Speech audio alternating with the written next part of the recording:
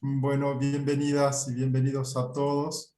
Eh, Hoy tenemos un gran compañero y amigo, ahora amigo de la comunidad también, así que lo voy a presentar, ¿no? El campo de estudio principal de nuestro querido amigo doctor Peter Casarella es la de teología sistemática, seguida por las religiones del mundo y la Iglesia mundial.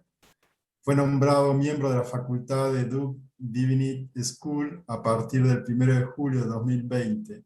Anteriormente fue profesor asociado de teología, en la Universidad de Notre Dame en 2013 a 2020 y se desempeñó como director de Latin American North American Church Concerts en el Kellogg Institute for International Studies. Se desempeñó como profesor de estudios católicos de 2007 a 2013 en la Universidad de Paul, donde también fue el director fundador del Centro para el Catolicismo Mundial y la Teología Intercultural. Nuestro amigo Peter Casarella hoy estará presentándonos el tema de la teología de Estados Unidos. Bienvenido, Peter, y el espacio del Divino, todo tuyo. Pues mil gracias, Claudia, por la presentación muy linda. Como dicen los chilenos, 1.000.000 de gracias. Te agradezco y gracias a todos y a todas por su presencia.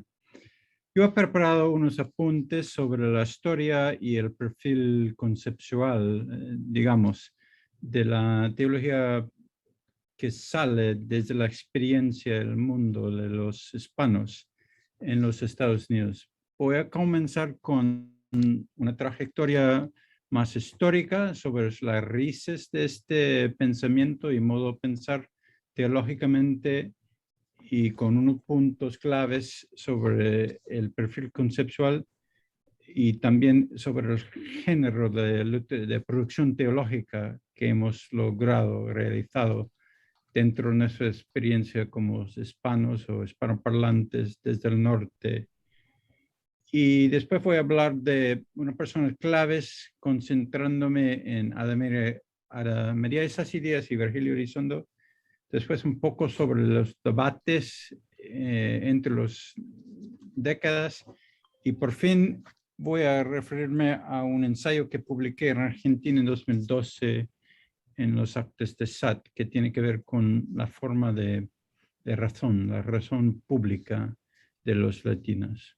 Vale, entonces voy a comenzar no solamente con la historia desde el norte, sino con los entretejimientos que salen entre la teología latina de los Estados Unidos y la teología latinoamericana. Y puedo comenzar también mencionando con unos puntos claves dentro de la historia de la teología de liberación, sobre todo en América Latina, que son importantes en el desarrollo del pensamiento latino de los Estados Unidos.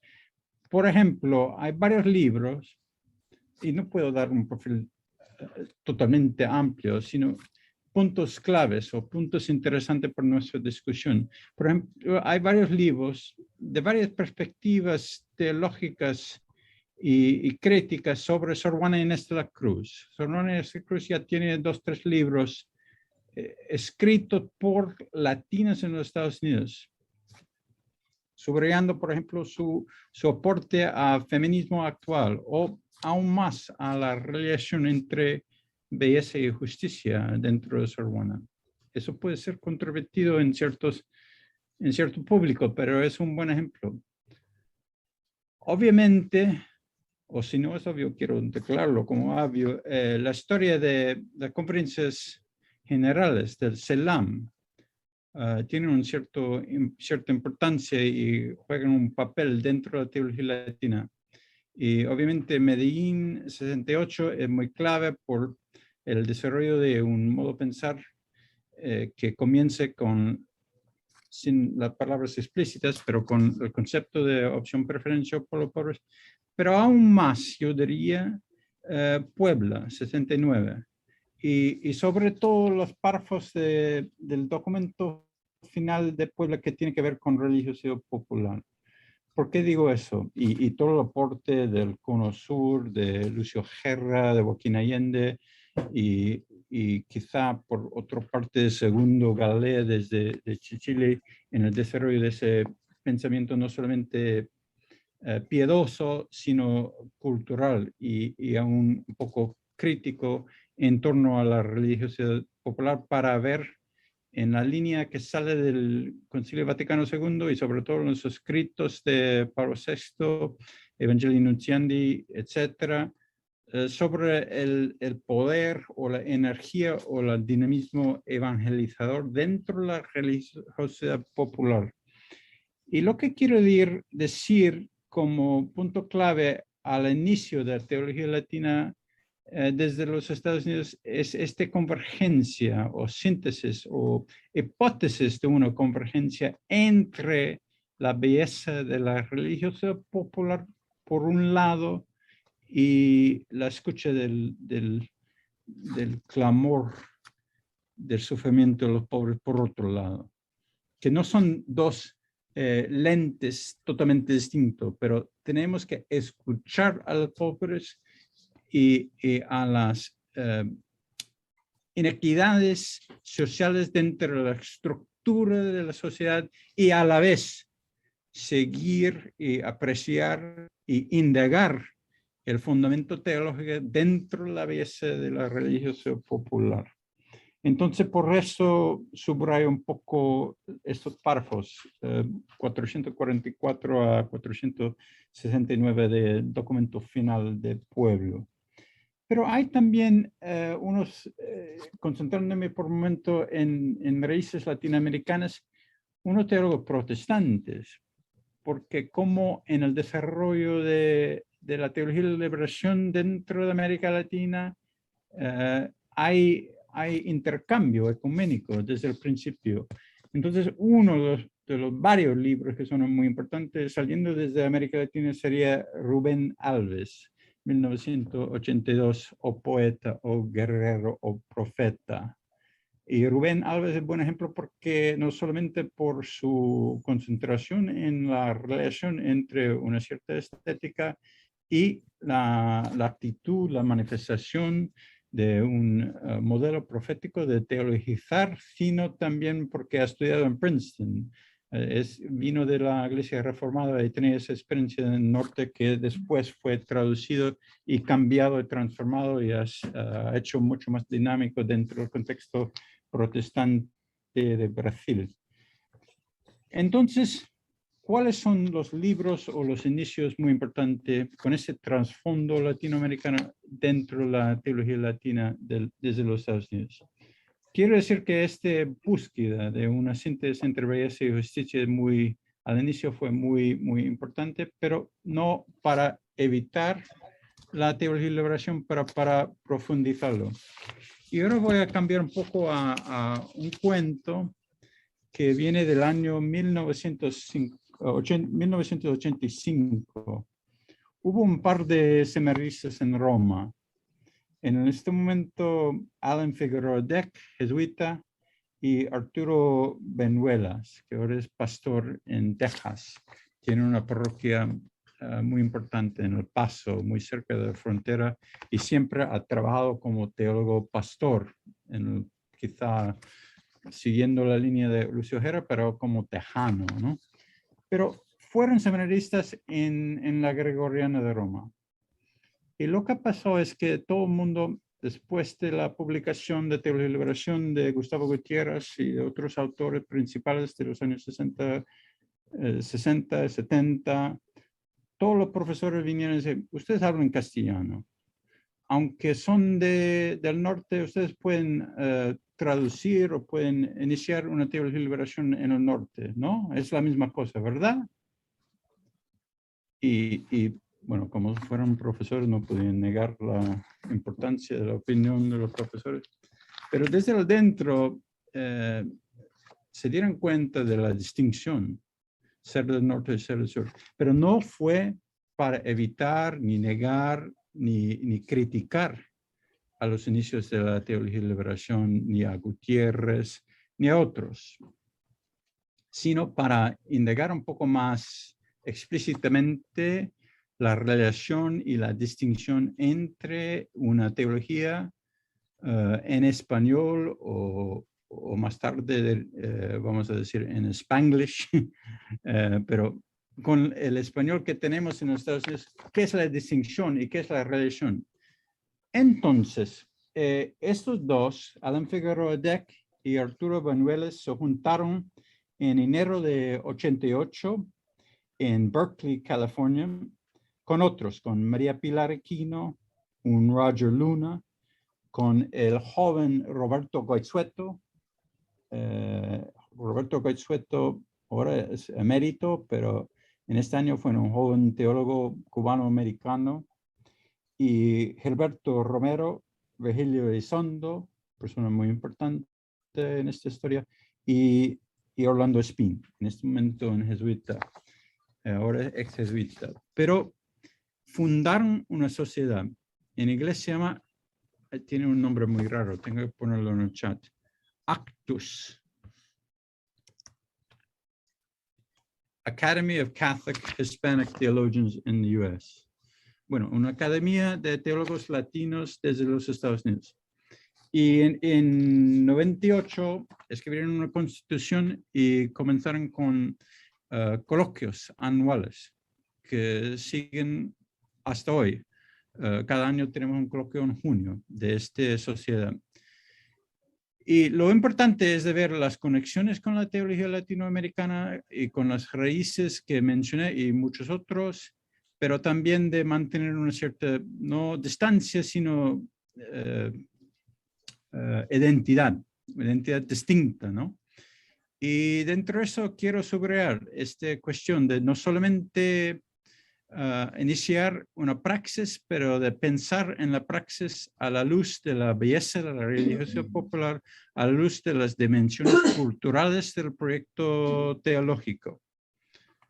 Otro principio que fue muy importante en estos años iniciales, años 80, fue el modo de producción teológica.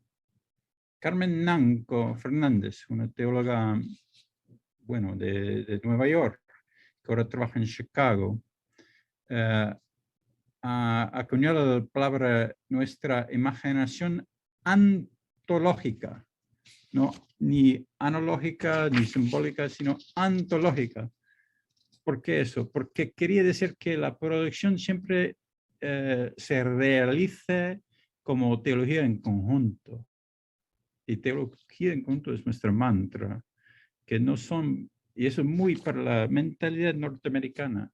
Por la mentalidad anglosajona, lo que cuenta, yo, por ejemplo, para pasar al nombramiento como profesor de Duke, tenía que tener libros escritos por mí mismo, ¿no?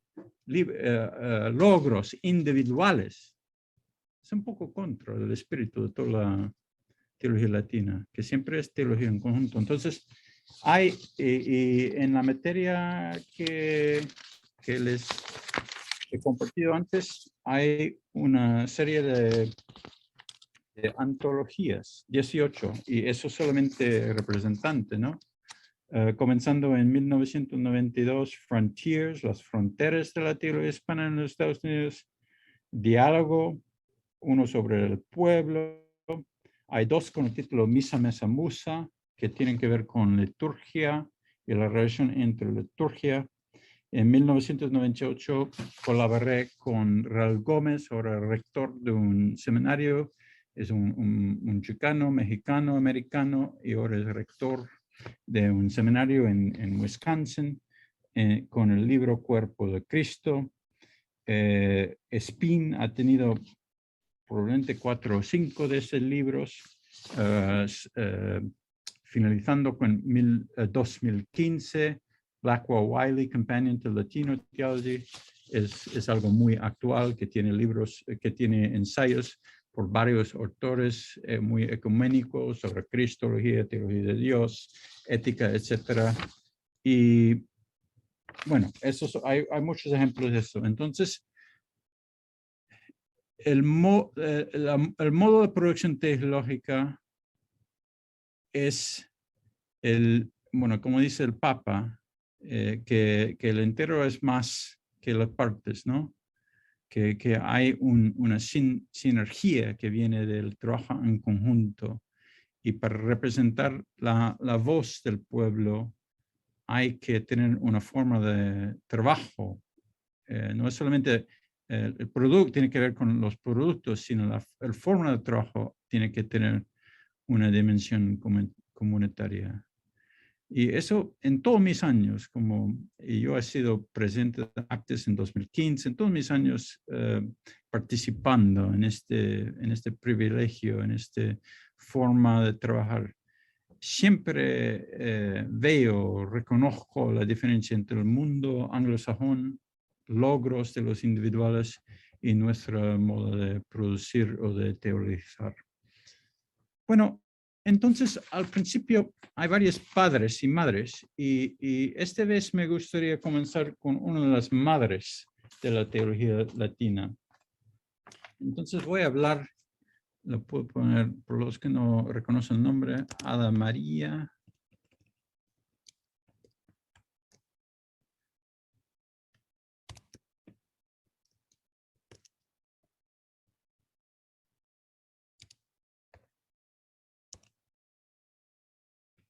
María Sassi Díaz. Ada María Sassi Díaz fue muy importante. Estaba ahí desde el inicio. Hay otras mujeres muy importantes como María Pilar Aquino y Jeanette Rodríguez, Michelle González, Cecilia González Andría. Pero la historia de Ada María Sassi Díaz tiene una cierta importancia para entender los inicios. Nació en Cuba en 1943, salió de ahí en 1960, con 17 años. Fue misionera ursulina en Perú entre 67 y 69. Y según un reporte de un amigo, ha descubierto en las montañas de Perú la palabra mujerista. No sé, sus libros sobre esto salieron mucho después, pero creo que el primer encuentro con una teología mujerista fue con los pobres en Perú.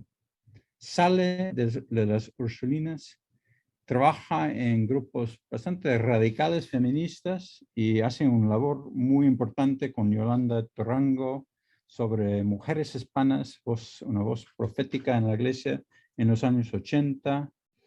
Ha trabajado en el Festschrift, un libro colaborativo sobre Gutiérrez ya en 89.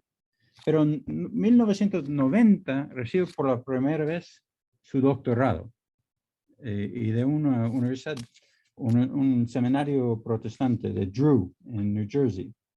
Y desde 91 y 2009 y hasta su muerte ha trabajado como teóloga católica con raíces en Cuba en Drew. Y tiene dos libros, uno que se llama, aunque fue publicado en inglés, tiene el título en español, En la lucha. Y el segundo libro muy importante es La lucha continues, la lucha continúa. Siempre hay un poco de Spanglish en estos títulos. Entonces, ¿qué quiere decir? Bueno, hay la perspectiva mujerista. ¿Por qué mujerista? Porque hay ya entre los católicos, entre los cristianos, en la sociedad más grande, ya una voz feminista muy fuerte, pero quería distinguir, no aislar, sino distinguir entre la voz de la latina y las voces feministas anglosajonas. Entonces hay que distinguir el feminismo de los católicos anglosajones, Lisa Saul Cahill de Boston College o Elizabeth Johnson, probablemente conocida entre ustedes, y la voz de las mujeres latinas con su experiencia con los pobres, con la experiencia de lo cotidiano. Cotidiano no quiere decir solamente la vida privada doméstica, pero toda la vida que viene de la calle, que viene de las protestas, que viene dentro de la iglesia y afuera de la iglesia. Porque ella ha trabajado por la ordenación de las mujeres por muchos años, antes de recibir el doctorado.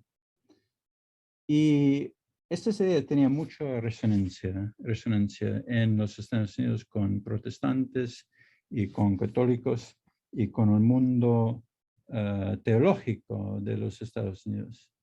Y sobre todo para ampliar el concepto de experiencia.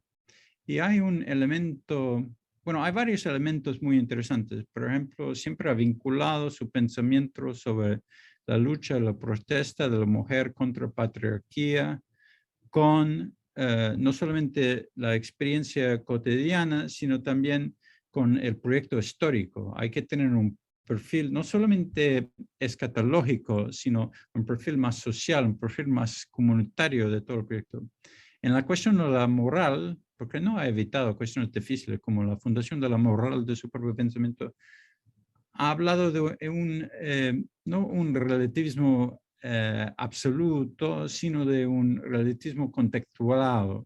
Y siempre quería mantener la integridad de cada contexto, de todo lo cotidiano, de las pobres mujeres, de los ricos mujeres y de todo el mundo de la mujer que no ha recibido ningún tratamiento fundamental teológico dentro de la producción ni de los anglosajones ni de los otros teólogos latinos. Es una manera de sacar la sabiduría de esas experiencias para realizar un proyecto histórico dentro de la iglesia y dentro del mundo. Otra persona muy importante, quizá más bien conocido, es el padre Virgilio Elizondo. Padre Virgilio, le puedo poner el nombre en el chat. Padre Virgilio Elizondo fue un párroco en San Antonio, Texas, que ha escrito un importante libro sobre la identidad de Jesús. Ya antes de la convocación del grupo de los jesuitas que nos condujo al establecimiento de Actos. Entonces, él probablemente recibe con mucha dignidad y respeto el nombre del abuelo de la teología latina en los Estados Unidos. Voy a hablar solamente de su libro y, por cierto, ya ha compartido en el chat el texto en castellano, el texto entero de este libro, que se llama El Caminar del Galileo. Este libro, no tengo mucho tiempo, pero ese libro tiene una historia muy importante, porque Elizondo, aparte de realizar unos estudios en el Ateneo de Manila, hizo un trabajo muy importante al inicio de su carrera en París y trabajó con un investigador de teorías interculturales, Jacques Audinet, sobre la fundación de pensamiento intercultural. Pero primero ha escrito un borrador de la tesis sobre métissage en París y después escribió un texto en inglés que se llama The Galilean Journey.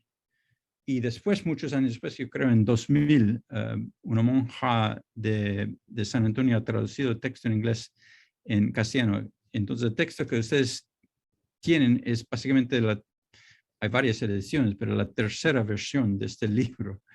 Primero francés, después inglés, y la tercera versión es la versión en castellano, El Caminar del Galileo.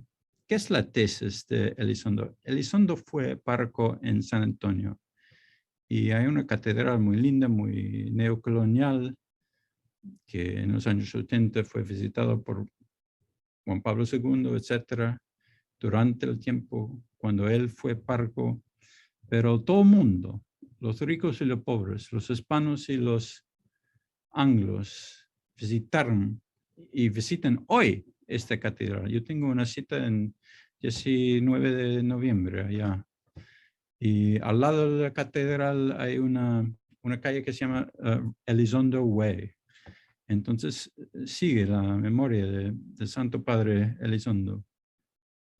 Pero ¿qué fue su tesis? Su tesis, y se encuentra la misma tesis en todos los otros libros de esta época. Su tesis es el caminar de Galileo debe ser investigado por dos lados. De un modo histórico crítico para investigar los sinópticos y Juan, etcétera, San Pablo, sobre testimonios que se encuentra en la Sagrada Escritura, pero desde un punto de vista más histórico. Y del otro lado, para averiguar la tesis clave de todo su obra, o sea, el hecho de que Jesús vino de San Antonio, Texas. Pero no dijo eso totalmente de broma, ¿eh? Fue el camino Vía Crucis, ¿no? Y Goizueta después escribió un libro muy importante, Caminemos con Jesús, sobre el Vía Crucis San Antonio, Texas. Porque hay que seguir por las calles de esta zona metropolitana, el Jesús crucificado. Hay que seguir las madres que están ahí con todo el dolor de la crucifixión en sus propios corazones.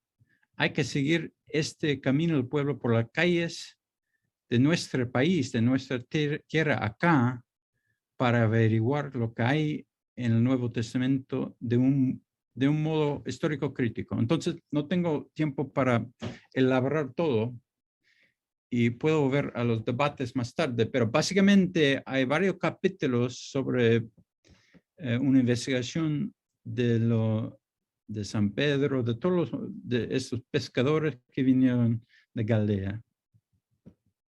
Hay problemas con sus recursos históricos, pero vuelvo a eso más tarde.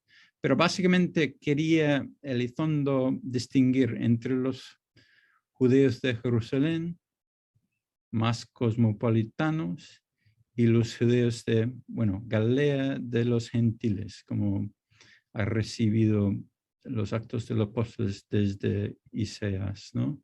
Galilea de los gentiles puede ser averiguado como una Galilea, no solamente de una clase baja, pero sino de un pueblo muy intercultural, un pueblo que es muy distinto, el pueblo de Dios, como decimos en castellano. Por cierto, fue Padre Elizondo que me enseñó una lección muy importante en mi carrera teológica, aunque es totalmente obvio por un hispanoparlante y es ausente en inglés, en el idioma de los yanquis.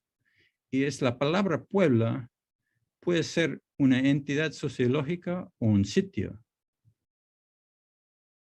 Si traduzco eso en inglés, people, desaparece esta ambigüedad. Eso es de suprema importancia, creo. Que solamente un hispanoparlante o alguien que puede traducir entre people y pueblo puede entender la localidad del pueblo y la dimensión comunitaria del pueblo a la vez, ¿no? Pero si vamos a hablar de we the people, etcétera, desaparece esta dimensión lexical, pero también de ahí esta dimensión teológica del concepto de pueblo. Bueno, volviendo al libro en castellano, El Caminar del Galileo. Él quería decir que hay un principio de Galilea, que el Evangelio abraza e incluye a todos los excluidos. Hay un principio de Jerusalén, que es muy obvio si seguimos Vía Crucis hasta Jerusalén, que es la reforma no solamente de cristiandad ni de catolicismo, sino de toda la religión, hasta el judaísmo de esta época. Y después el principio de resurrección, que es la síntesis casi en modo idealista, no hegeliano, pero hay un idealismo, una dimensión utópico de su propia actitud y pensamiento, que el principio de resurrección es el horizonte en lo cual los mestizos y el nuevo pueblo mestizo puede ser aceptado, no por ser americanizado, ni por ser latinoamericanizado, pero para que todo el mundo reconozca la importancia de no ser ni de acá ni de allá, de ser gente de la frontera. Y eso es lo que él ha denominado Eso fue criticado por Néstor Medina más tarde, pero lo que él ha denominado el nuevo mestizaje. Entonces, a esta dimensión histórica y cristológica, pero también lo que vino de su propia experiencia como párroco en la Catedral de San Fernando en San Antonio, Texas. ¿Qué son los debates? Entonces, eso es un poco sobre los inicios, pero ¿qué son los debates que vienen más tarde? Voy a concentrarme en 2 debates que tienen que ver con este libro y después un poco más de los debates que se realizaron en los años 90 hasta los últimos 20 años. Primero, hay por Jean-Pierre Ruiz, un biblista. Él ha reconocido que unas fuentes de la distinción entre Jerusalén y Galilea de Elizondo vinieron de Lohmeyer, y que Lohmeyer ha publicado su libro sobre Jerusalén y Galilea en 1933, pero durante el periodo nazi, y que hay una cierta ideología antisemítica dentro del libro de Lohmeyer que no fue criticado ni reconocido por Padre Virgilio. Entonces, yo creo que es un punto válido y para distinguir entre antisemitismo y esta distinción entre Jerusalén y Galilea. También se puede debatir y si ustedes quieren entrar en este debate, pueden hacerlo, pero fueron muy sobre la identidad cosmopolitana de los galileos. Por ejemplo, había producción de sal, no solamente de la producción de pescado, pero sí hay un poco de dinero en esta zona, pero parece desde lo que yo he leído sobre la dimensión histórica que Galilea sí tenía un poco más de una mezcla de un pueblo mestizo, más o menos, un poco más de una mezcla de distintas identidades socioeconómicas y de culturas que puede ofrecer una cierta verificación de la tesis inicial de Elizondo.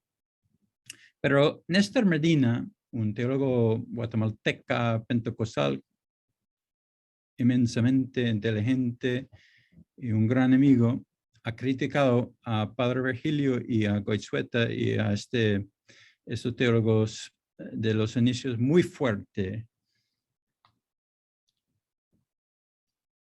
porque a él no le gustaba y no le gusta la palabra mestizo, porque el argumento de Medina es muy importante que, por ejemplo, en uno de los primeros libros de Goizueta habla un poco de la raza cósmica de José Vasconcelos de 1920 en el tiempo de la Revolución Mexicana, y hay dentro de este libro y de este punto de partida histórica y teológica una circunvención, una evasión de los afroamericanos, de la cuestión de raza y racismo.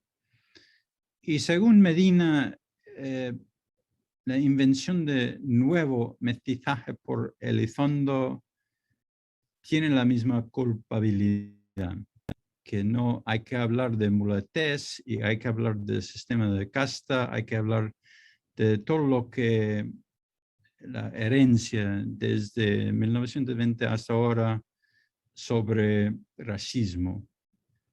Entonces, yo personalmente fui a hablar con Padre Virgilio. ¿Cómo puedes evitar eso? Bueno, él ha trabajado con César Chávez, él ha trabajado por todos los años 70 por los derechos humanos y civiles con los afroamericanos en el sur, en Texas, y me dijo francamente, Peter, nunca he leído este texto de Vasconcelos.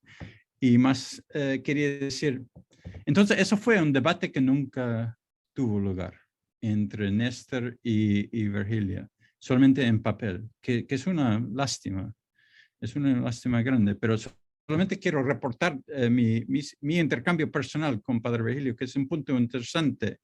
Él fue a Ciudad de México en la Plaza de Tres Culturas, experimentó personalmente algo nuevo y exportó desde México a Texas, porque tenía una identidad tejana, siempre cruzando la frontera y de dos lados. Él tenía la experiencia de ni de acá ni de allá. Y él solamente quería enfatizar la novedad del nuevo mestizaje. Ni ha pensado en la replicación del racismo. Bueno, lo que dice Medina supuestamente sobre el racismo de Vasconcelos. Es seguro, y yo estoy totalmente de acuerdo con Medina sobre este punto partido, que Vasconcelos ha pensado en un mundo más blanco, un mundo sin afroamericanos. Pero eso no fue, por lo menos, si es válido hablar de intenciones, eso no fue el punto partido de Padre Elizondo. Pero por ahí muchos teólogos católicos, protestantes que vienen más tarde no utilizan este aparato conceptual de nuevo mestizaje. Prefieren hablar de identidad híbrida, de otros conceptos, otras maneras de hablar de mezcla de culturas. Y otros debates.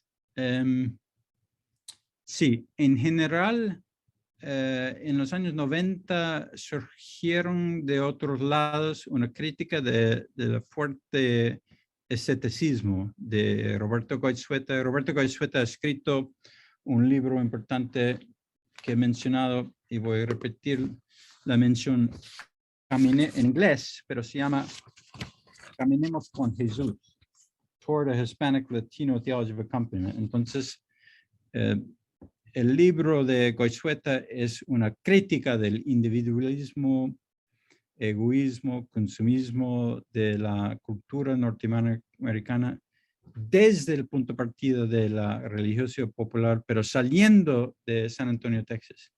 Roberto, por cierto, es cubano-americano y hijo de un CEO de Coca-Cola. Entonces, su entrada en Teología y Liberación fue un problema familiar de grandes proporciones, pero eso es otra historia. Y bueno, entonces salió en los 90 una crítica que ciertos teólogos, Goizueta, Elizondo y otros seguidores de ellos, son demasiado enfocados en la estética y tienen que volver a una crítica de estructuras sociales más socioeconómicas. Entonces,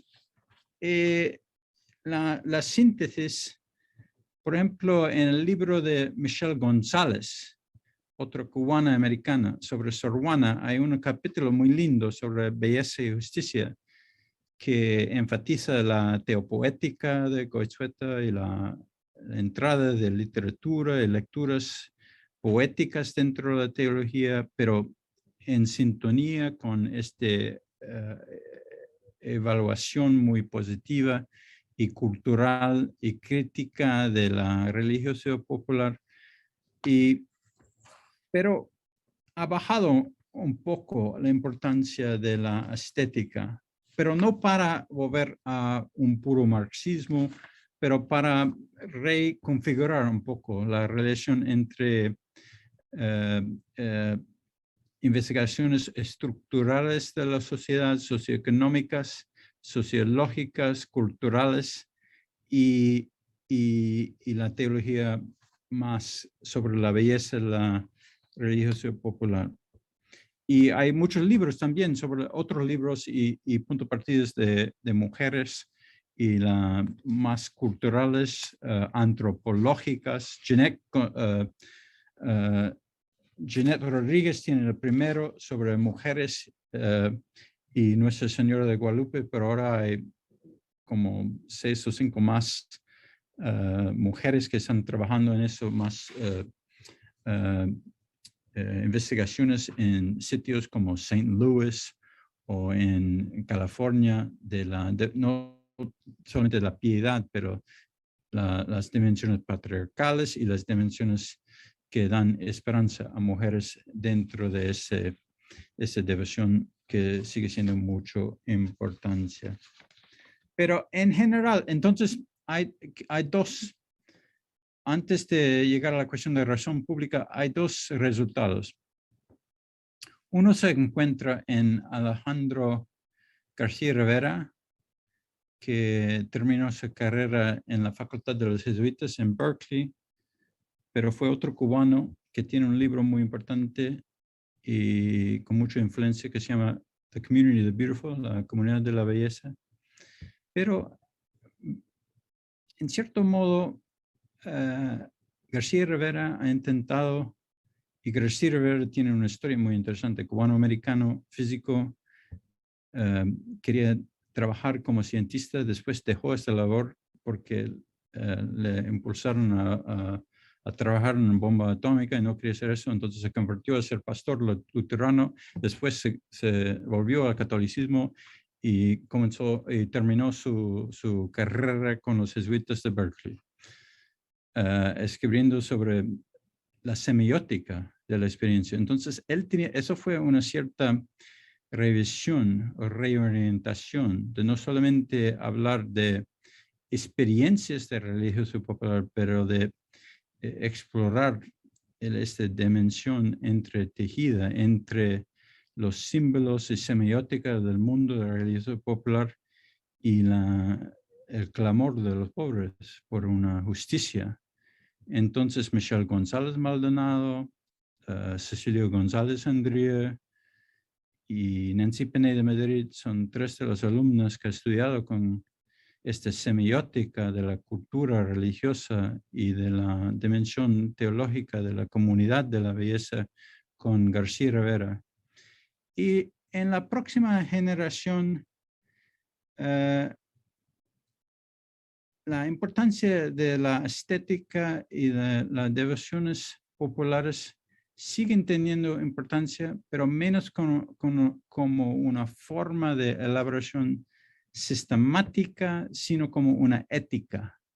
Entonces, los teólogos y teólogas que tienen como 40 años, ahora como Christopher Tires en DePaul o Nicole Flores, que es una chicana católica que trabaja en la Universidad de Virginia, muy interesante porque fue la universidad fundada en la época colonial por no menos que Thomas Jefferson. Entonces, ser un teólogo católica hablando de Guadalupe y los migrantes en la sombra de Jefferson es una tarea muy provocante, interesante, fructífero, etc.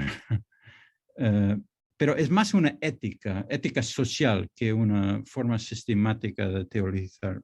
Y yo creo que ese es otro resultado de este debate de los años 90, que no han abandonado la estética, sino lo han reconfigurado en torno a cuestiones actuales, como la separación de las familias en la frontera, y los que nosotros llamamos los dreamers, los que no han cruzado la frontera, pero los que son hijos de los sin documentos, que pueden ir a la universidad, pueden sacar un título de Harvard y después no pueden trabajar porque no tienen documentos. Esos son los dreamers. Bueno, si me dan, ¿tengo 5 minutos más o tengo que parar? ¿Sí? Bueno, entonces, eso es un poco de la historia y de los debates. En 2012, mi gran amigo Padre Jorge Scampini, el dominico, se atrevió de invitarme a SAT para dar una charla y después lo publiqué. Y quiero hablar un poco de este ensayo, porque el tema que me dio fue de hablar de teología pública o dar razón de nuestra esperanza. Pero dentro de ese ensayo que he compartido, yo tengo una reflexión sobre, desde el punto de vista de teología latina en Estados Unidos sobre la razón pública. ¿Qué es la razón pública? Y es un diálogo no solamente con los latinoamericanos y los argentinos, pero con un gran teólogo católico, ahora emérito de la Universidad de Chicago, David Tracy, que también fue mi profesor y un gran amigo, etc. Pero David Tracy, trabajando con Martin Marty, en cierto modo iniciado, sobre todo entre los teólogos católicos norteamericanos, una discusión de teología pública, de teología en la zona pública, una teología con referencia a una razón pública. Entonces, he reflexionado un poco en este ensayo sobre lo que inició David Tracy y la razón pública, pero no solamente razón pública como lo entiende en América Latina, sino razón pública como lo entendimos desde el punto de vista de la experiencia de los hispanoparlantes en los Estados Unidos. Y voy a leer un poco de mi propio artículo. No tengo la página acá, pero es en la sección sobre la teología pública de Tracy, en la segunda página. Tracy se acerca a la cuestión de razón pública de Habermas y sobre todo las nociones de razón pública que desarrolló Habermas en su estudio sobre los cambios en las estructuras de Öffentlichkeit. En una conferencia pronunciada en la Universidad Católica de América, Tracy intercambia las palabras public reason y publicness. La segunda palabra aborda la noción de Habermas de Öffentlichkeit. Hay una traducción en español del libro de Habermas con el título Cambio estructural de la opinión pública. Y por eso siempre he hablado de la opinión pública para traducir lo que Tracy entiende por publicness. Es un montonazo de alemán, una mezcla, eso es Spanglish con alemanish, no sé qué. Pero hay un punto, es que el teólogo latino siempre tiene que traducir. Los yanquis no entienden el castellano y los latinoamericanos no entienden el uso de la palabra. Entienden inglés, por cierto, pero el uso de la palabra en ciertos sitios. Entonces, yo quería indicar la diferencia entre Öffentlichkeit, publicness y razón pública, pero con una lente latina, ¿no? En realidad, Öffentlichkeit, publicness y opinión pública son tres conceptos distintos. Por publicness, Tracy quería, me imagino, y mucho más tarde tenía una discusión con David sobre mi crítica, fue totalmente genial, ¿no? Un caballero total. Por publicness, Tracy quería, me imagino, también poner de relieve la idea de publicité, otro concepto distinto de la esfera pública y uno que no entiende nada que ver con, y uno que no tiene nada que ver con publicity y por lo tanto publicidad. El concepto de razón pública, para ser útil en este proyecto, debe distinguirse de todas las formas del mercado tecnológico y también del mero resultado de un proceso empírico. En el libro ya citado, Habermas explica bien el desafío de mantener la opinión pública en una sociedad democrática. Entonces hay un debate sobre John Tracy Murray, un famoso jesuita que ha participado en el Concilio Vaticano II y que ha iniciado un poco sobre esa línea de hablar de la esfera pública y la apertura de la esfera pública en los Estados Unidos como si fuera algo único y una invención que solamente se encuentra en el norte y la razón pública, la esfera pública, no solamente desde el punto de vista de América Latina, sino desde el punto de vista de los doctrinos en los Estados Unidos. Y después en la segunda parte quería vincular esta idea de la unicidad de la esfera pública y la razón pública de los latinos, argumentando en una manera profética por la no separación de las familias en la frontera, argumentando en otra manera profética por la libertad de los dreamers, estos jóvenes que ahora tienen un futuro acá, pero no tiene un futuro acá, simplemente porque sus padres no tienen documentación para cruzar la frontera. Pero, ¿qué sería ese tipo de razón? Porque en la teología hispana hay un reduccionismo que con muy buenas intenciones, los otros norteamericanos católicos piensan que es lo que nosotros llamamos una pastoral de piñata. ¡Ay, qué bonitos son! ¡Qué bonitos son estas devociones! ¡Qué bonitos! Son muchos colores, es muy bonito. No, eso ya fue indagado en Puebla en el 79, la dimensión cultural de la religión popular. Y por cierto, en Elizondo y Coitzueta, aunque con mucha crítica, siempre han mantenido esa línea que dentro hay sabiduría crítica, profética dentro del pueblo mismo.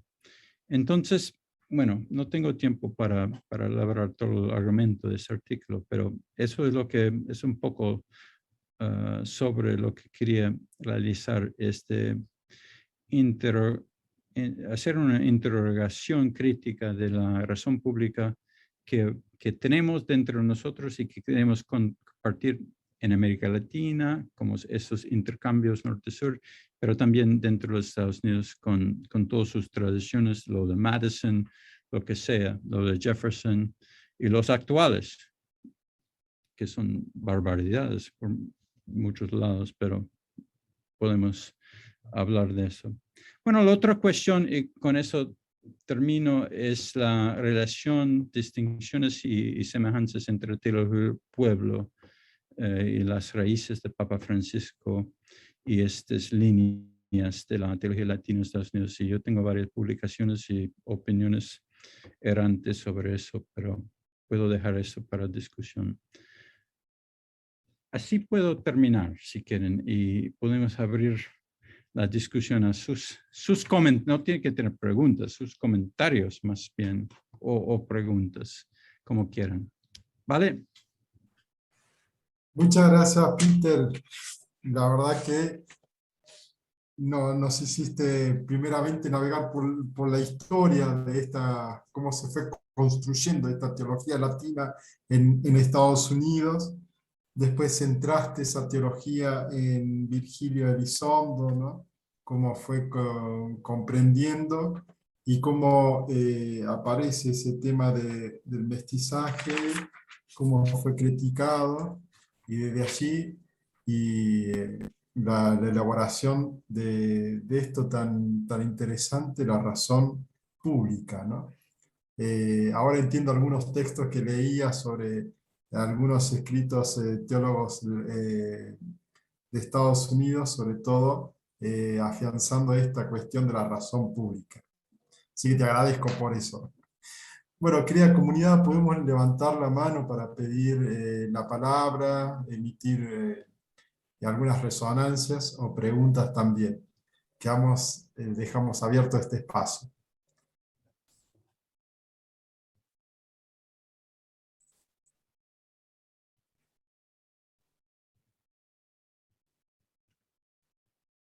Por favor, Enrique. Paran. Ay, no me digas que no anda.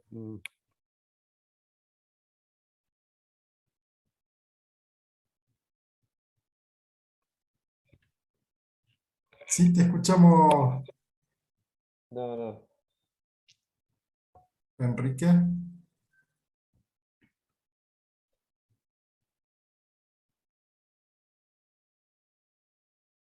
Bueno. No, porque me desconecto. Puede ponerlo en el chat, por Se me ejemplo. desconecta el micrófono y es un lío, no se escucha bien. Pero igual es muy breve. Te quería preguntar, dentro de lo que se puede escuchar entrecortado, sobre el concepto de pueblo que ibas a hablar. No sé si se llega a escuchar. Estando en alguna ocasión en China, justamente, vos me explicabas la diferencia, el problema que vos tenías para hablar de people, que people es singular que para nosotros para usted, bueno, toda no sé si se llega a escuchar bien, pero básicamente lo que te quería pedir era tratar de recordar aquellas conversaciones que vos mantenías con Escanone particularmente, pero que también tuviste conmigo, precisamente sobre tus dificultades para explicar el concepto de pueblo en el Papa Francisco dentro del público anglosajón, que Ya. me pareció de una riqueza enorme en aquel momento. Gracias, Enrique. No solamente por la pregunta clave y fundamental, sino para recordarme y recordarnos de nuestro querido amigo Cachito. Es que no tengo una respuesta amplia. Tengo que ofrecer una respuesta que es otra pregunta, pero es la pregunta que me hizo Padre Scanone.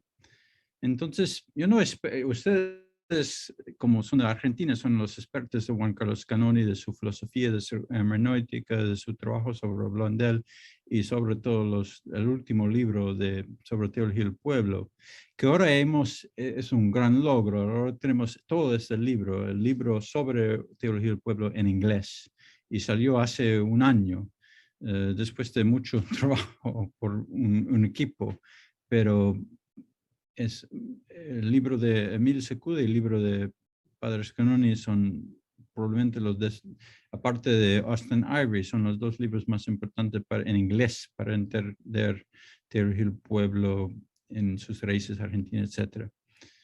Pero entonces, gracias a Dios, tenía muchas oportunidades en varios sitios de hablar con Padre Scanoni sobre su filosofía, sobre su interpretación de Evangelii Gaudium, etcétera, etcétera. Y como dije, Enrique, al corazón de todo eso es un concepto de nosotros.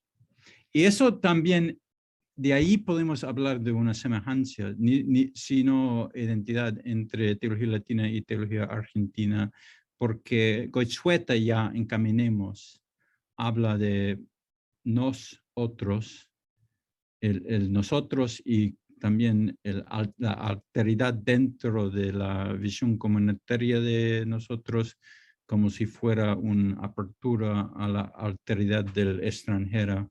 Eso ya existe en Caminemos, aunque Scanoni con sus estudios de Levinas ha escrito algo sobre eso antes, pero hay una convergencia total en la antropología, podemos decir, trinitaria de nosotros, de los dos lados, desde teología del pueblo en Argentina y desde la teología latina en los Estados Unidos. Pero dentro de esas discusiones muy fructíferas, una vez yo tenía muy inocentemente una pregunta para Padre Scanoni. Bueno, ustedes con su historia, bicentenario, todos los escritos jesuíticos ignacianos de Bergoglio, tienen un perfil teológico, filosófico de qué quiere decir pueblo, popular, etc.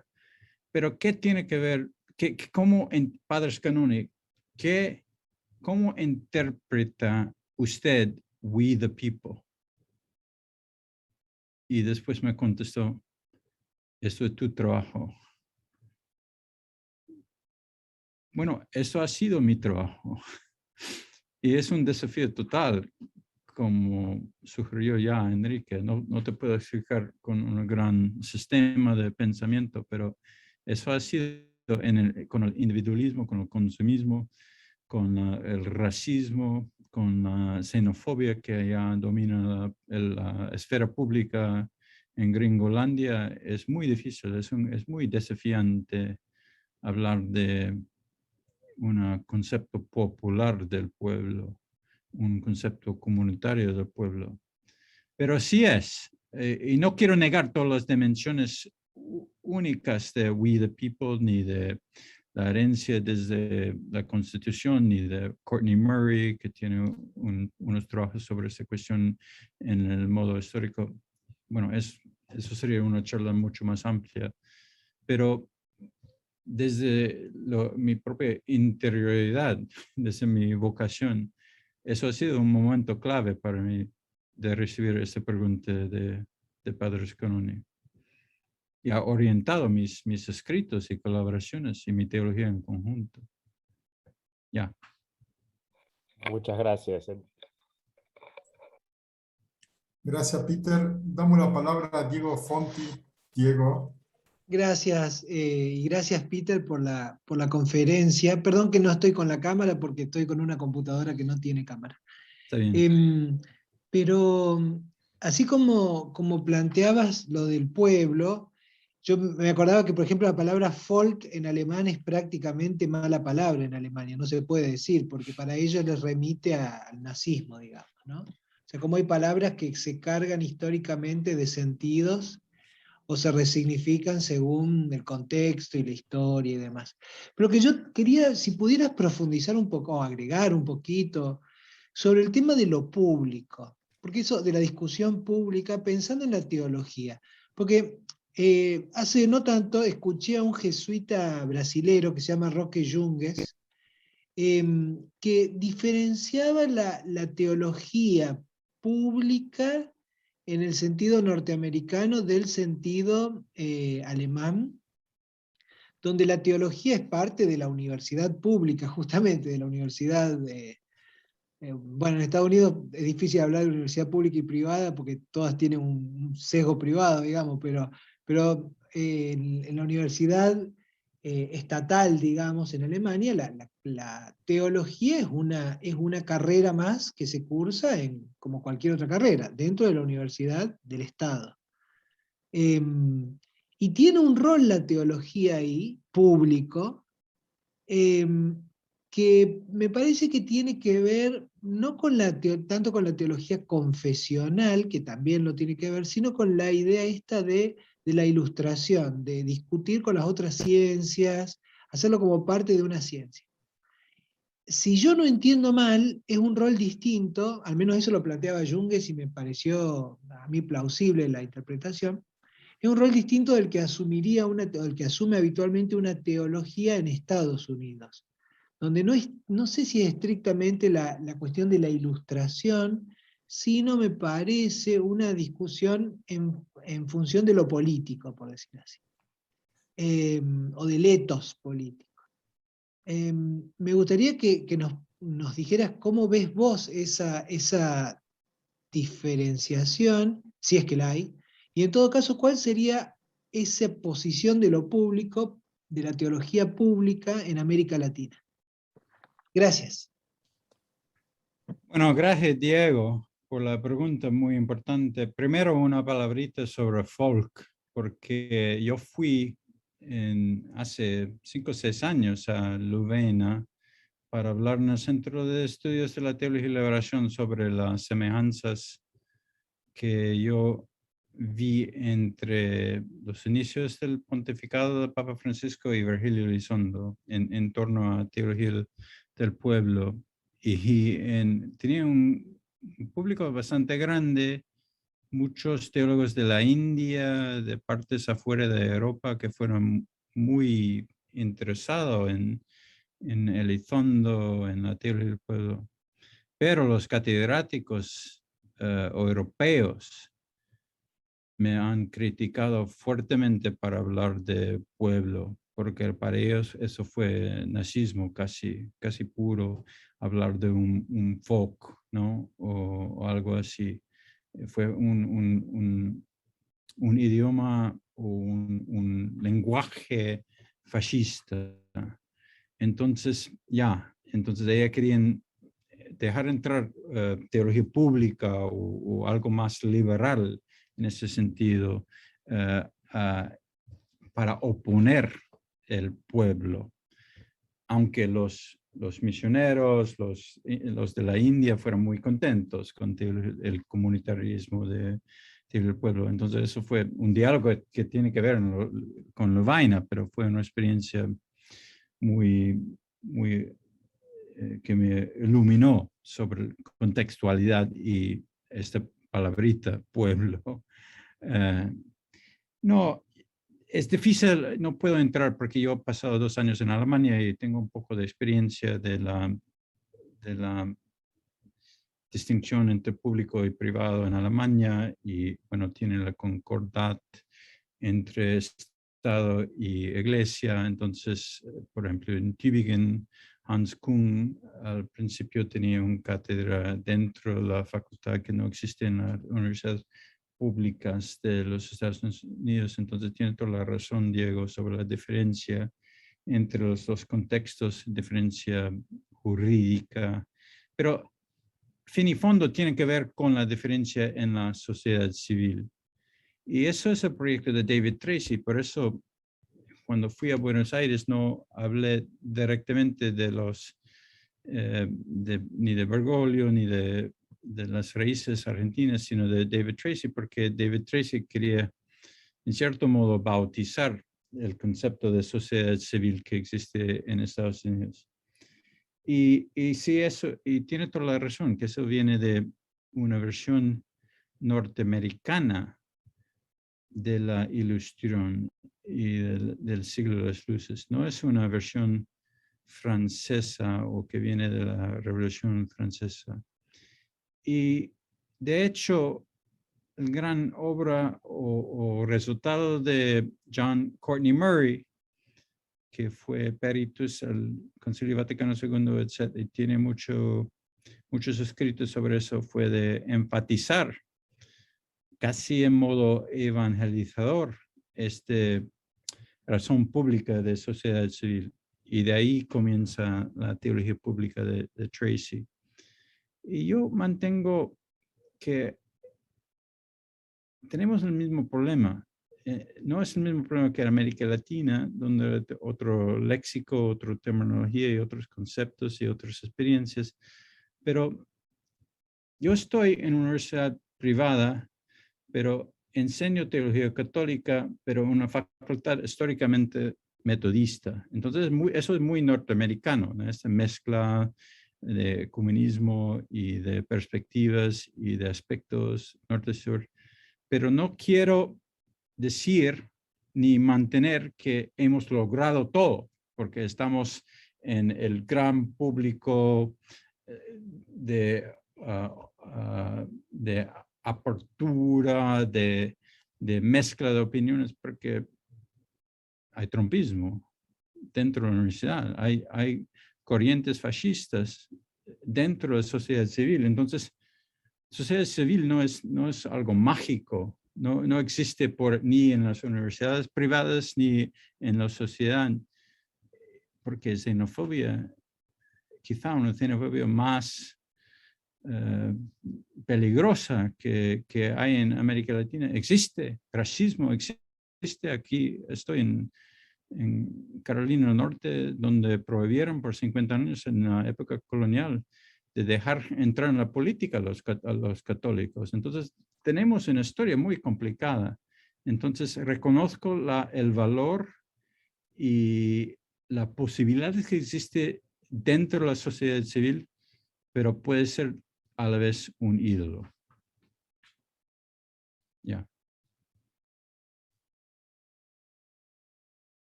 ¿Quién es el próximo? Gracias, Peter. Tenemos la mano levantada de William Williams. Buenas noches a todos y a todas. Muchas gracias, Peter. Una persona que mencionaste, Rubén Alves. Yeah. Y hay un vídeo en el YouTube.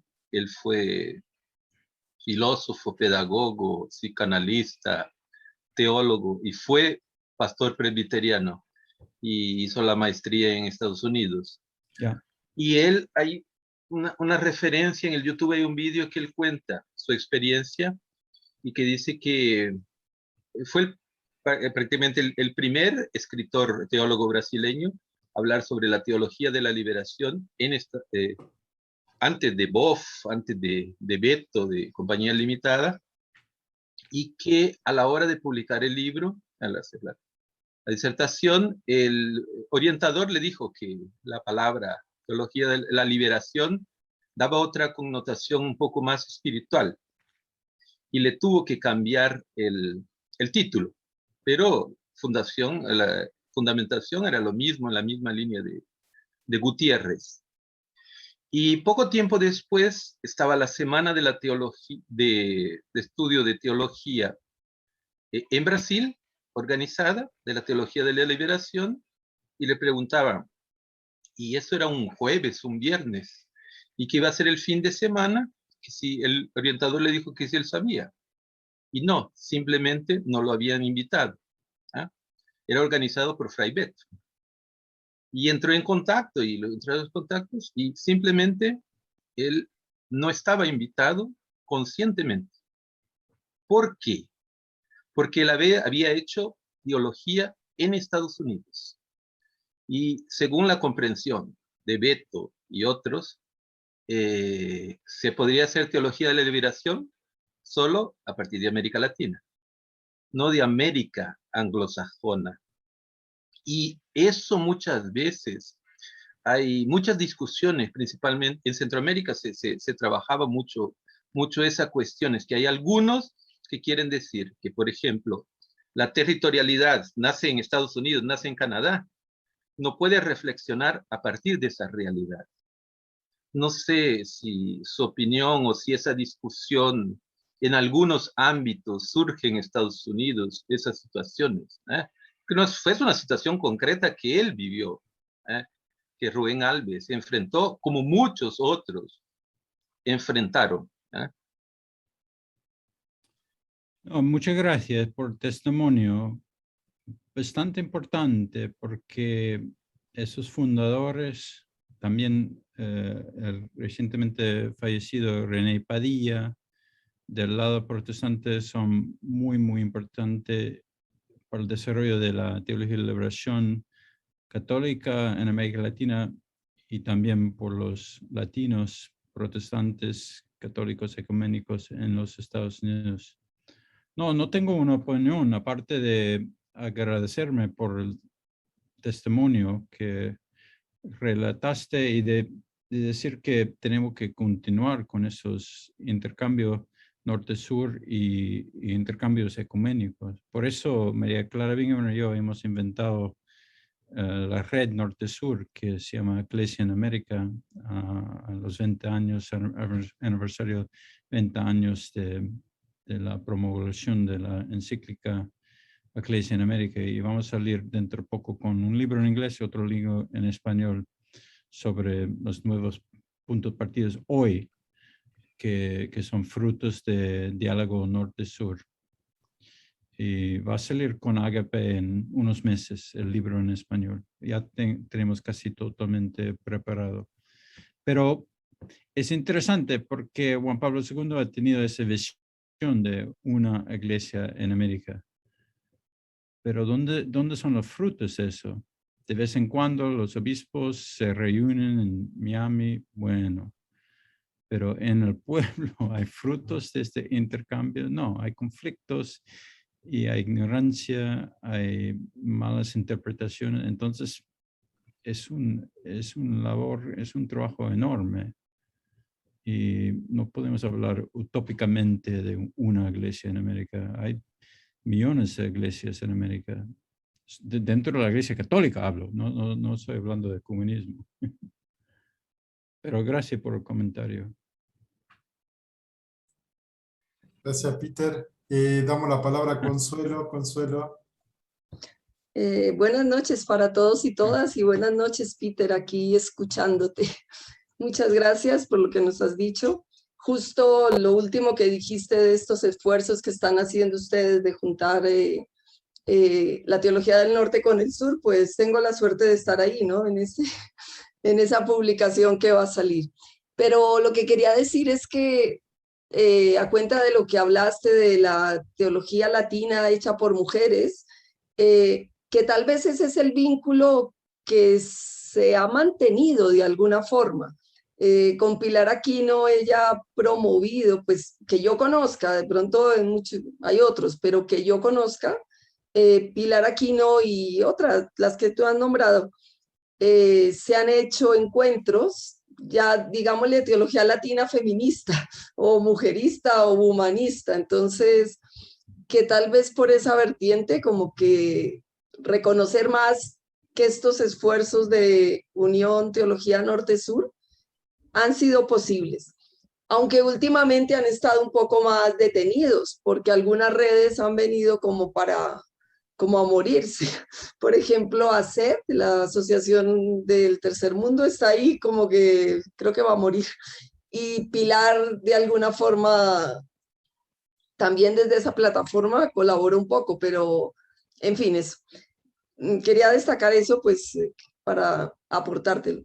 Pero otra cosa que me surgió es, oyéndote ahora con lo del pueblo, que si en Alemania pasa eso con la categoría pueblo, por lo menos aquí en mi país, la categoría pueblo tampoco es aceptada. Lo que pasa es que, En pues nuestro nosotros, país, en nuestro país. en nuestro, es verdad, sí que Mi tiene madre raíces todo colombiana, aquí. madre bogotana como Consuelo. Sí, es verdad, sí, sí. Porque, o sea, yo creo que en América Latina apenas subió Bergoglio al papado, entonces quedó que Teología de la Liberación en Argentina era Teología del Pueblo, cosa que no le habíamos prestado mucha atención.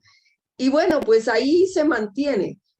Pero objetivamente la palabra pueblo, por lo menos aquí, creo que en Argentina no es tanto, pero aquí está marcada por racismo, por xenofobia, por desprecio.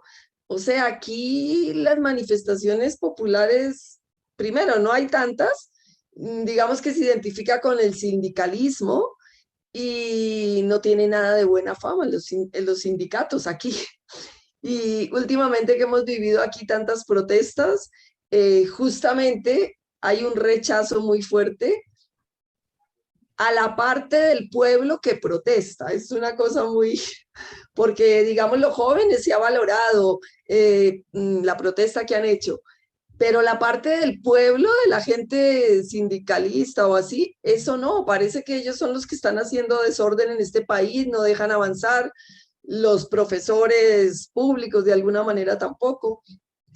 En fin, quería como preguntarte si en esas reflexiones sobre el pueblo habías considerado que no en toda parte de América Latina la palabra pueblo significa algo positivo y entonces pues sí, hablamos de teología del pueblo de Bergoglio, pero en la práctica eso no nos dice nada porque esa palabra no es una buena palabra en el fondo, aunque quisiéramos que sí, pero no. Hay mucho desprecio por el pobre y por el pueblo, es una cosa negativa. Hay que dejar de ser pueblo para ser civilizado. Pues Yeah. es lo que se dice, ¿no? No es lo que yo creo, pero es un poco. Entonces, si eso había entrado como en tu reflexión, eso era un poquito la pregunta. Bueno, mil gracias, Consuelo. Yo pienso en primer lugar en el trabajo que tú has realizado en nuestro tiempo juntos en Chicago sobre las zonas suburbanas de Bogotá y la teología, no voy a decir del pueblo, pero de la base de las zonas suburbanas. Y tuvimos el desafío en este momento de traducir el título de tu investigación en inglés, porque no son los suburbs de inglés por nada, que son zonas ricos afuera de la zona metropolitana, pero son las zonas más pobres. Las zonas pobres en inglés son inner city, son al corazón de la zona metropolitana, pero en todas las ciudades metropolitanas latinoamericanas son las periferias, alrededor de la zona metropolitana. Entonces, ya hay configuraciones de zonas metropolitanas que tienen que ver con la presencia de la pobreza y las inequidades. Sobre la palabra pueblo, bueno, ustedes ya han realizado las investigaciones, como Enrique, por cierto, pero quizá los otros también, sobre las raíces en Rafael Tello, las raíces en Lucio Herra, las raíces en el Coro Sur. Yo he ayudado a una estudiante de maestría que ha escrito un tesis de maestría de 60 páginas sobre Joaquín Allende y su aporte. Pero Cono Sur es un poco distante de Bogotá. Entonces, yo he intentado de hablar de las variedades de pueblos, por no hablar de nacionalismos, porque hay un poco de eso en Colombia, ¿no? fuertes. Entonces, yo siempre enfatizo la diversidad de las voces desde América Latina. Bueno, tengo un cuento sobre eso que tiene que ver con mi mamá, porque después de publicar mi primer libro sobre la teología latina, yo fui a hablar con ella porque ella fue bien colombiana, no pidió ciudadanía estadounidense por muchos años, solo después de 20, 25 años en Estados Unidos. Y bueno, surgió en la conversación por la primera vez en mi vida el tema de su identidad, si fuera colombiana, latina, hispana, etc. Y no me contestó, aunque yo tenía un libro sobre teología latina, pero no tiene nada que ver. Ella tiene que buscar dentro de sí su propia identidad, cuando ya tenía 50 no sé qué años. Y 2 semanas después regresó para decirme, ahora sé quién soy. Soy una católica andina. Y yo, eso no, en este momento no existió en mi terminología, ni teología, ni teológica, ni personal. Bueno, ahora se puede, no, ahora hay producción teológica sobre la teología andina, muy interesante. Pero una señora bogotana que vivió en Laurel, Maryland, en los suburbs de Washington, D.C., se identificó como católica andina. Entonces, esas distinciones de lugares son muy importantes. Lugares que tenemos donde estamos, pero los lugares que tenemos en nuestros sueños, en nuestras memorias.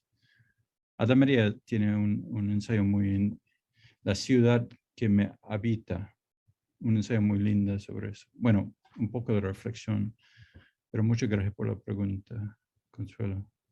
Es un gran gusto verte.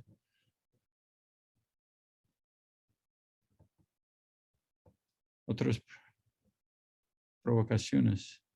María José. Sí. Hola, buenas Hola. noches.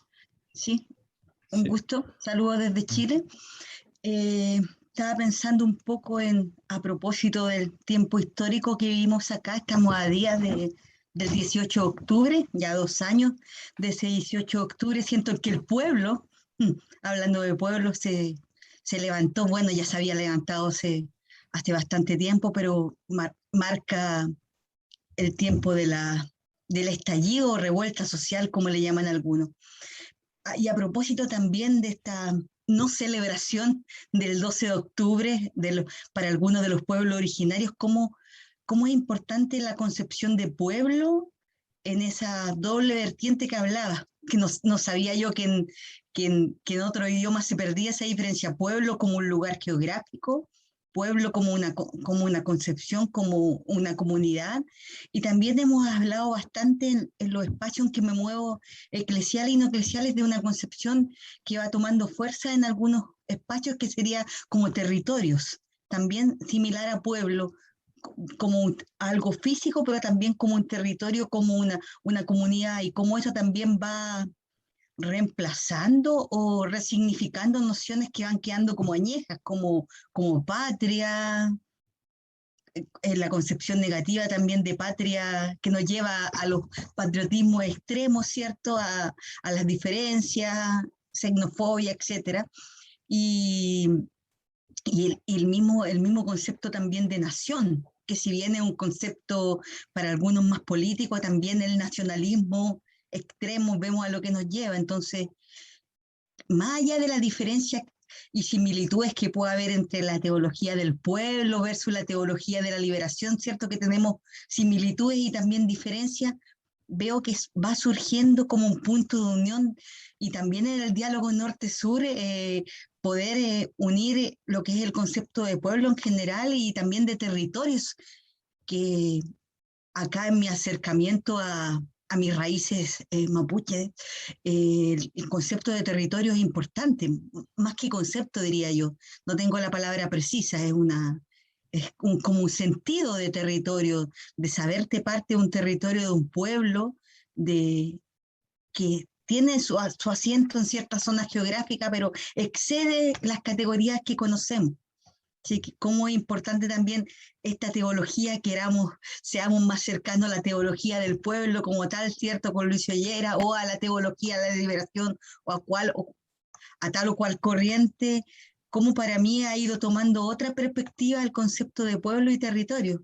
Como decía alguien ahí, pasar de recordaba a propósito de Chile, si es que no saben, hace ya 2 años estamos inmersos en este proceso que ha desembocado en que representantes del pueblo estén escribiendo una nueva constitución, en que ahora el 18 tenemos, comillas, el aniversario, porque ha sido un tiempo de muchas víctimas sobrevivientes del estallido, mutilados, personas torturadas, asesinadas, pero cómo ese concepto de pueblo es el que ha sostenido también nuestros procesos históricos últimamente, lo que se enraiza en la teología encarnada, pero también la excede como algo social y sociológico, da para mucho lo que es pueblo, territorio, nación, etc. Eso quería compartir, gracias. Muchas gracias. 1.000.000 de gracias, como dicen los chilenos. Territorio tiene que ver con la palabra tierra, ¿no? Y la tierra es nuestra casa común. Entonces podemos dividirlo en zonas, en regiones, pero territorio no solamente por los pueblos originarios, pero todos los que habitan la tierra debe ser un poco más fundamental, básico que nación-estado. Y entonces eso es muy interesante, la palabra territorio y sus raíces autóctonas, ¿no? Y de pensar un poco en esto. Pero gracias por recordarnos el aniversario del estallido social y el sufrimiento del pueblo chileno y de todos los que protestaron y fueron muy virtuosos, ¿no? Según Varela, Félix Varela fue el primer teólogo latino en los Estados Unidos, aunque emigró desde Cuba y fue vicario del arquidiócesis de Nueva York en el año 1820, pero quería distinguir porque tenía que sufrir el racismo contra los emigrantes irlandeses católicos en Estados Unidos, pero según Varela, no hay patria sin virtud, pero eso no es el patriotismo extremo, es un patriotismo que viene de la virtud del diálogo intercultural, de esta cultura de encuentro, ¿no?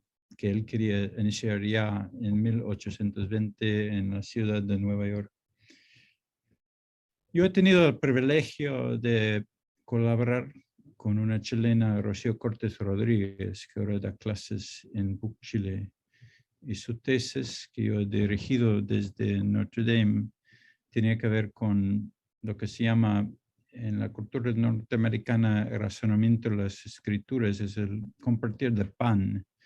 Y ya es muy elaborado entre musulmanes y cristianos y judíos, pero ella ha hecho una prueba en Chile de diálogo musulmán cristiano mapuche, utilizando no solamente conceptos y textos, sino también el cultrún, símbolos y objetos, porque hay una historia tan sabia y interesante como el relato de Génesis en los símbolos de los mapuches.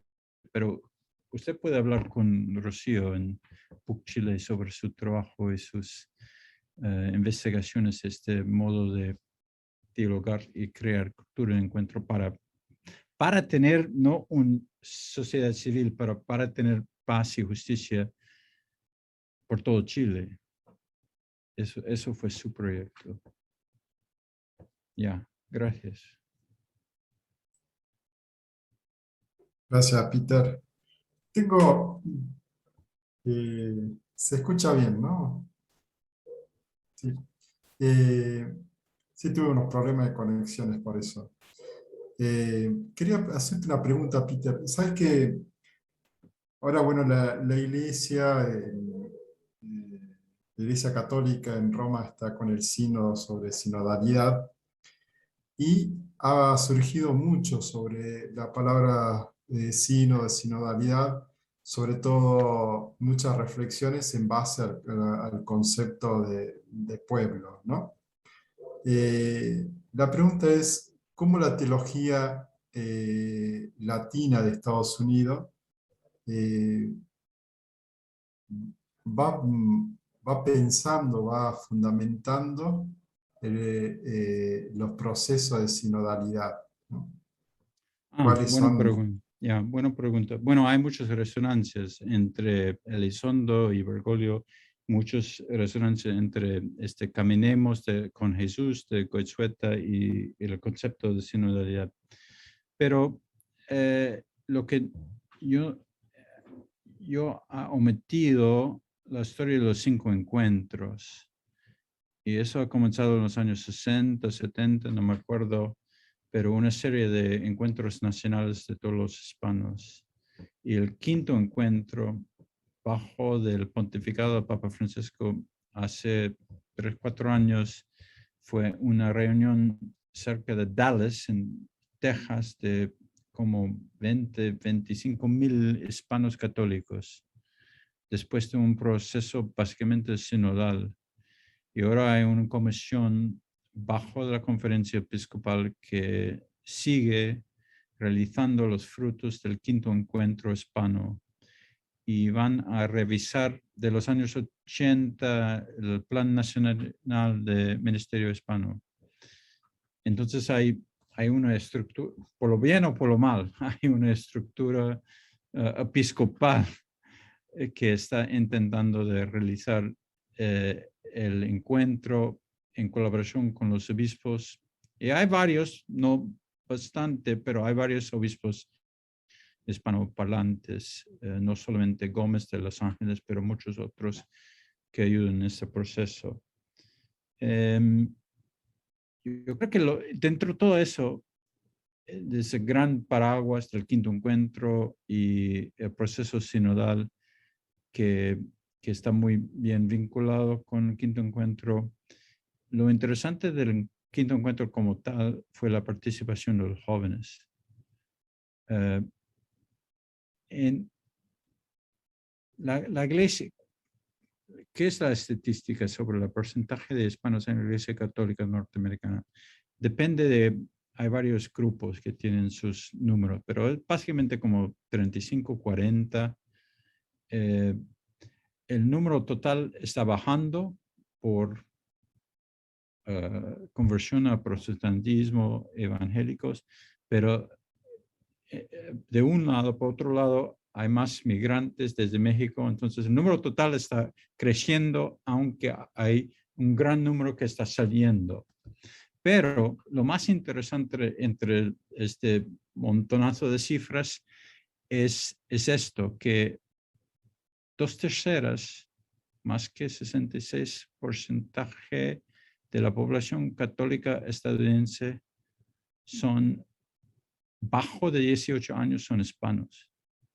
Entonces la población hispana sigue siendo la mayor parte por el futuro, si no salen casi la mitad, que es una posibilidad, pero parece que van a ser el futuro de la iglesia norteamericana, católica. Pero eso ha sido el mensaje de 75, ¿no? Eso no es nueva noticia, que la Iglesia Católica Norteamericana se hace hispana. Esa es la frustración que tengo, que cada 10 años publican un reporte. La Iglesia es hispana, novedades, ¿qué vamos a hacer? Hay mucho trabajo. Grandes desafíos, pero tengo mucha esperanza, ¿no? No soy cínico, pero es un poco chistoso la repetición de esas novedades. Bueno, gracias, Peter, gracias por la respuesta. La verdad que sí. ¿No? La iglesia hispana en Estados Unidos siempre hay como idea de que van a tener más incidencia, más fuerza. pero vamos viendo. La persona Bueno. va a cambiar todo eso, es Emil Secula, que está en Washington hablando con los obispos hoy. Ah, Y un obispo, el nuncio, me escribió hoy sobre la llegada, Christophe Pierre, sobre la llegada de Emil Secula, porque es, ¿cómo se llama? Capo oficio de PECAL, la Convención Pontificia para América Latina, y está intentando de hacer más lazos entre el norte y el sur, entre el Vaticano y la Iglesia en América. Entonces, otro obispo auxiliar colombiano, Dorsonville, me escribió hoy sobre la llegada de Emilce. Entonces, hay signos de esperanza, ¿no? Hay gente que están intentando de entretejer esas culturas americanas y de hacer lo que es una iglesia en América, pero es un desafío muy grande. Puede ser realizado, pero solamente con esfuerzos nuestros y el Espíritu Santo. buenísimo. ¿Sabes que Emil Secula, también una amiga nuestra de Ñahui, solía ingresar hasta que tuvo que irse a Roma, pero bueno, ella nos dice que sigue viendo nuestro video, como dice Enrique también, que después cuando subimos los videos hay muchos que ingresan a verlo. Así que, bueno, esperamos sí que... No quiero ser totalmente egoísta, pero voy a recordarles que al fin de mi ensayo de SAT hay una cita de la tesis de Emil Secula que nadie ha leído porque tiene que ver con la Conferencia Episcopal de los Estados. Fue un libro en español sobre el trabajo de la Conferencia Episcopal Norteamericana en los años 1940. Pero ella es la única persona en toda América Latina que se enfocó en el trabajo social de la Conferencia Episcopal Norteamericana, un tema casi olvidado en Gringolandia. Pero Emil Secula, eso fue la tesis de Emil Secula en Argentina. Fíjate. Gracias, Peter, no lo sabía, la verdad. Pero, gracias, sí. Y lo mismo la otra tesis de Milce sobre la importancia del catolicismo, particularmente irlandés, en la consolidación de la democracia en Estados Unidos. Claro. El otro trabajo también. Eso se llama la hibernarquía. Los irlandeses. Buenísimo. Bueno, Peter, muchas gracias por estar en este espacio, un espacio que quiere seguir creciendo. Ñahui significa ojo y garganta, así que fue lindo verte y escucharte. Fue también lindo poder compartir tu sabiduría y sobre todo nos queda agradecerte. Y como este ciclo le hemos denominado de vino una charla, solemos al final, Peter, ¿no?, con una copa de vino, ¿no?, festejar y hermanarnos, ¿no?, por este encuentro. Buenísimo, con café, mate, té, lo que vale, ¿no?, es poder brindar. Muchas gracias, Peter, por esto, por habernos regalado este espacio.